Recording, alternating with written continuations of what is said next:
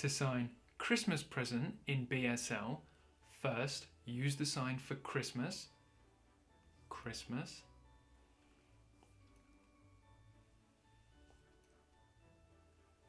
And then the sign for present or gift is two flat hands with your palms facing up, and then motion forwards with both hands at the same time.